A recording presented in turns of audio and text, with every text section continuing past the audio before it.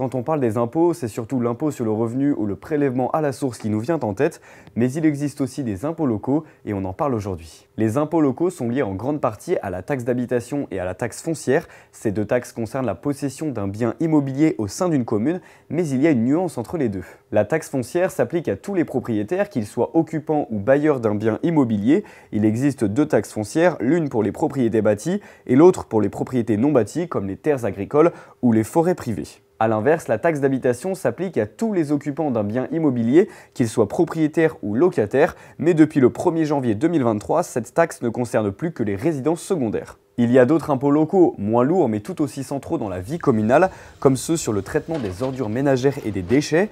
Il existe pour cela deux modes d'imposition, la taxe d'enlèvement sur les ordures ménagères et la redevance d'enlèvement sur les ordures ménagères. La taxe d'enlèvement des ordures ménagères est directement ajoutée à la taxe foncière et elle est donc uniquement payée par les propriétaires d'un bien immobilier.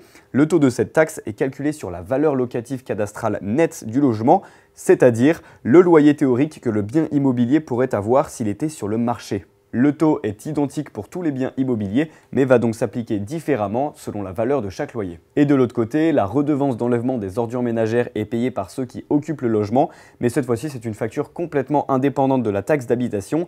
Elle est variable selon les communes et dépend de la régularité du service de la collecte. Contrairement à ce que l'on pourrait penser, les impôts locaux ne sont pas perçus par la mairie, mais bien par l'État qui se charge de les encaisser et de les gérer. Mais alors comment intervient la mairie? Eh bien c'est dans la gestion des taux qu'elle va jouer un rôle important au niveau des impôts locaux. Ces taux sont votés par le conseil municipal dans le cadre fixé par la loi.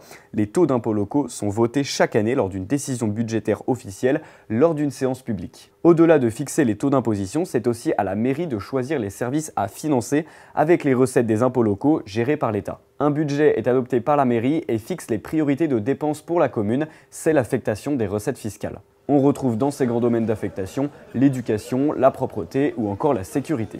Prenons maintenant un exemple avec la ville de Montigny-le-Bretonneux. Le conseil municipal a adopté en 2025 un budget de fonctionnement de 63 millions d'euros. Le domaine d'affectation le plus priorisé est le scolaire et le périscolaire avec 26% du budget. Vient ensuite le domaine du service support comprenant les ressources humaines, la communication ou encore l'informatique. Mais attention, certains services ne sont pas gérés par la commune mais par le département lui-même. Les Yvelines ont adopté en 2025 un budget d'1,6 milliard d'euros. Et on peut étudier les différentes gestions de dépenses grâce au domaine de la scolarité. Les frais liés à la maternelle et au primaire sont à la charge de la mairie, les collèges sont gérés par le département et les lycées par la région.